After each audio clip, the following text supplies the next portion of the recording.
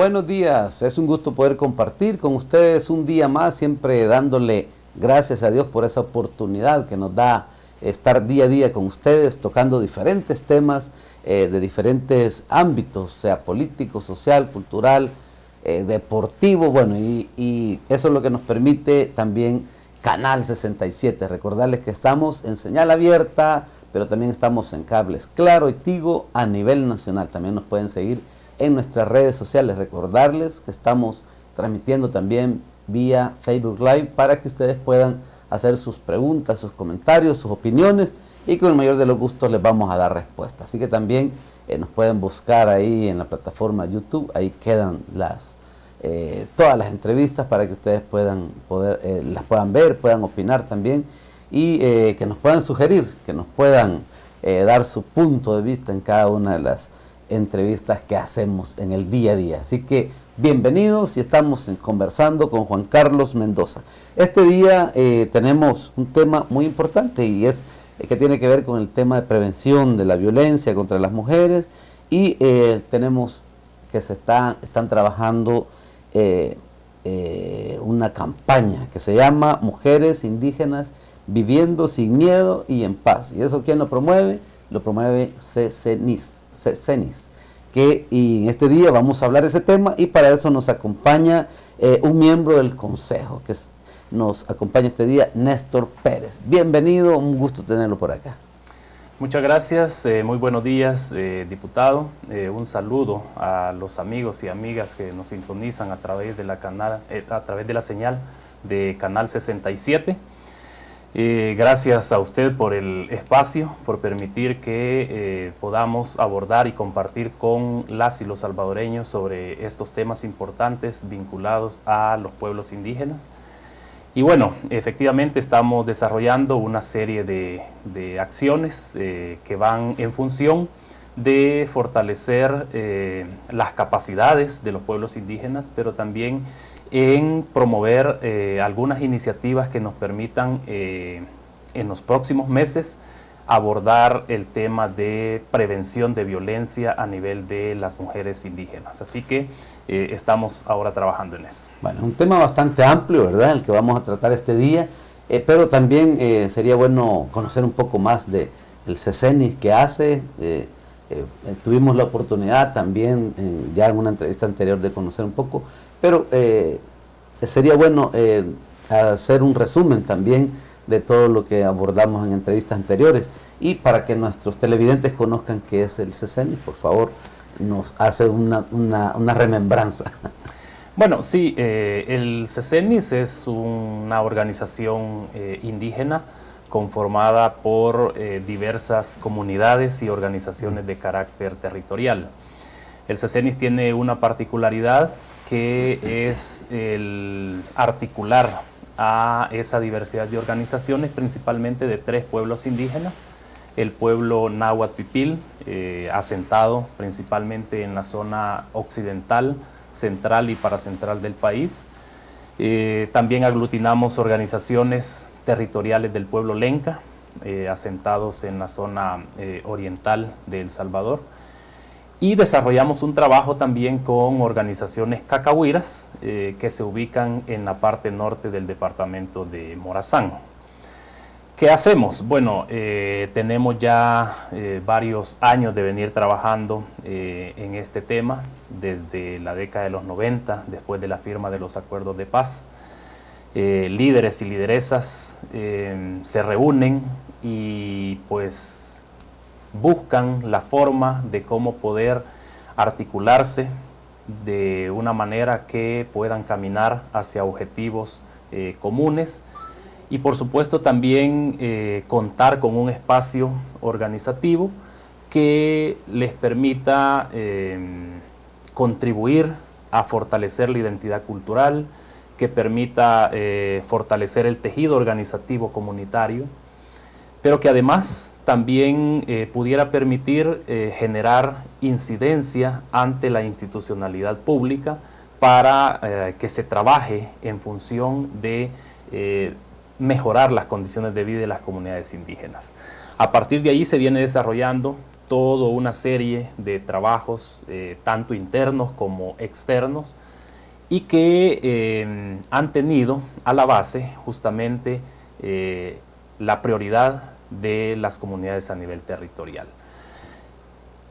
Han habido, digamos, esfuerzos sumamente focalizados, y uno de ellos, que llevó muchos años de lucha, justamente fue un proceso en el que se desarrolló un nivel de incidencia ante este primer órgano del Estado, en la línea de buscar que los diputados y diputadas pudieran hacer una reforma a la Constitución que permitiera reconocer los derechos de los pueblos indígenas a nivel de país.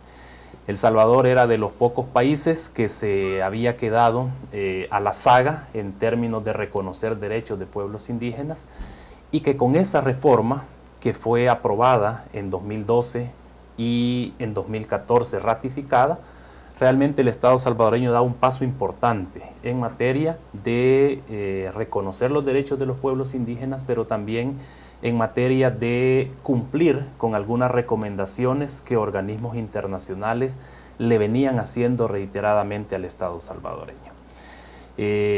Hemos estado, digamos, en los últimos años también trabajando en promover y en potenciar algunas iniciativas productivas comunitarias.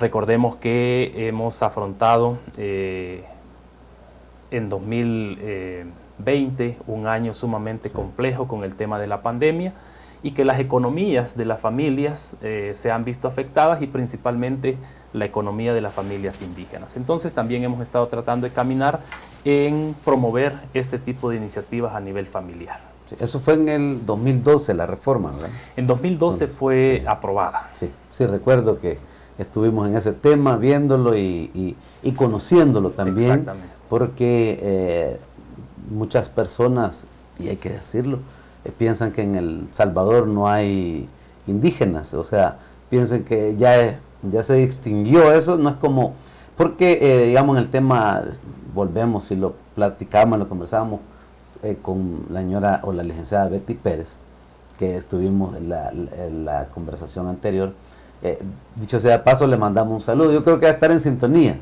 Seguramente, seguramente. Está en Perú, me dice. Sí, ahora está cumpliendo un compromiso, siempre en el tema indígena, y tratando de fortalecer esa articulación regional. Ya nos va a contar un poco qué anda haciendo por allá, pero yo sé que anda cumpliendo esa tarea, ¿verdad? Que toda la comunidad indígena pues le ha encomendado.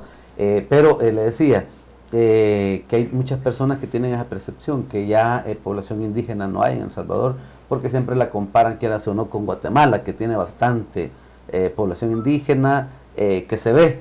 Pero me decía ella, bueno, fíjese que aquí la tenemos, pero es que no son aldeas, ¿verdad? No son concentraciones, sino que cuéntenos un poco para que también nuestros televidentes lo conozcan. Sí, lo que pasa es que acá, digamos que uno de los temas que es importante siempre tener presente es que nosotros venimos de un contexto histórico bastante cruel.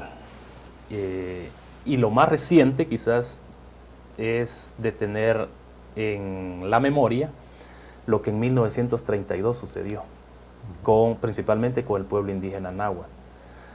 Entonces, a partir de ahí, la realidad de las comunidades indígenas cambia, porque no solo hay prácticas, no solo hay expresiones de discriminación, de racismo, sino que se instauran acciones de persecución al ser indígena. Sí. Entonces, a partir de ahí, en las comunidades se da lo que nosotros llamamos el ocultamiento de la identidad. Y ahí no es que la identidad indígena se pierde, no es que los pueblos indígenas desaparecen, sino que lo que sucede en ese contexto histórico es que las familias, en función de salvaguardar la vida y de su núcleo familiar, de la comunidad, ocultan su identidad. Sí. Pero las prácticas, los conocimientos, se siguen desarrollando al interior de las familias. Incluso algo tan delicado en ese momento, el idioma náhuatl, la espiritualidad indígena. Fueron prácticas que, a pesar de esa persecución que en ese momento histórico afrontaron nuestros mayores, tuvieron esa valentía de que al interior de sus familias y de su comunidad poder conservar. Gracias a ello, nosotros todavía tenemos un poquito de identidad cultural. Luego recordemos que tenemos un periodo de guerra civil en el país, sí, que también viene a abonar a el tema de la pérdida de la identidad, porque surge mucha migración, hay desplazamiento de comunidades, de familias, y que de alguna manera pues conocen y van adoptando prácticas culturales ajenas a las propias. Pero en la cotidianidad nosotros ahora nos damos cuenta que el saber indígena, que los conocimientos indígenas están en la comunidad. Y le encontramos, por ejemplo, en el hombre, en la mujer, que ejercen, por decir algo, prácticas agrícolas, y que de alguna manera, cuando van a desarrollar esa actividad, tienen en cuenta ese vínculo y ese calendario lunar, ese calendario ancestral propio de los pueblos indígenas. Lo encontramos ahora en la sociedad salvadoreña con mucho interés en aprender idiomas indígenas, y hemos visto el tema del idioma náhuatl. Y también lo vemos, digamos, reflejado en las prácticas de salud. Es decir, ¿cuántos de nosotros en nuestra vida cotidiana hacemos uso de la medicina tradicional indígena? Sí. Pero claro, son prácticas que las hemos venido desarrollando, pero que sin conocer que forman parte de toda una identidad cultural indígena. Cuando quizás hayan televidentes que digan, bueno, pero yo de idioma náhuatl no sé nada. Pero si nosotros damos una mirada a cómo nos expresamos en la cotidianidad, simplemente con cómo nosotros llamamos a nuestro gatito o a nuestra gatita que podemos tener en los hogares, cuando le decimos mish, ahí estamos usando el idioma náhuatl, porque gato en náhuatl es mishtun. Entonces, llamar mish a un gato es prácticamente estar haciendo uso del idioma náhuatl. Cuando nos referimos al huacal, ese utensilio que todos tenemos en los hogares, realmente también estamos haciendo uso de toda esta riqueza cultural de los pueblos indígenas. Entonces, la identidad está ahí, nuestro ser indígena está ahí, y basta con que hagamos un análisis de cuál es nuestro origen, de dónde venimos y cómo esas prácticas de repente están ahí en nuestra vida.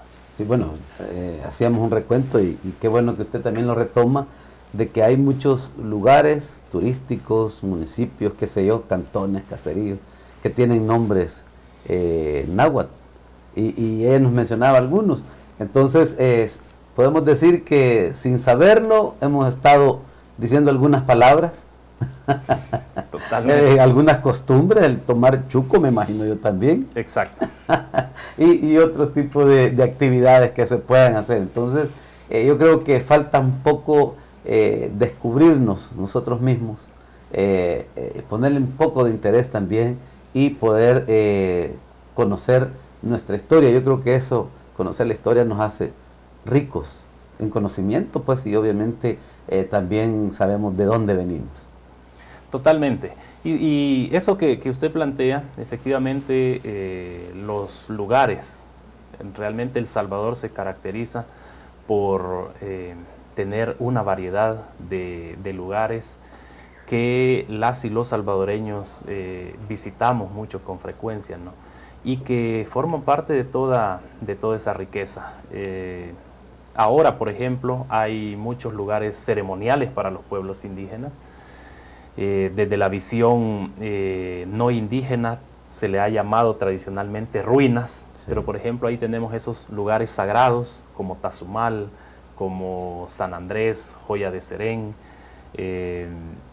y otros más que pueden haber a nivel de país, y que como salvadoreños disfrutamos cuando visitamos estos lugares. Pero es importante que cuando lo hagamos también pensemos un poco más allá de cuál es el origen de estos lugares y el vínculo que podemos tener con ellos. Sí, conociendo otros lugares en otros países, yo creo que, y lo he visto, que la gente se siente muy orgullosa de sus raíces y es parte del turismo. Países como México son muy orgullosos de sus raíces, Perú. Bueno, hay tantos países que el principal turismo llega para ver esas costumbres de sus ancestros. Sí, y yo creo que ese es un ejercicio bastante interesante y creo que una de las grandes ventajas de estos países que han dado como ese paso hacia adelante tiene que ver con que inicialmente le han reconocido derechos a los pueblos indígenas.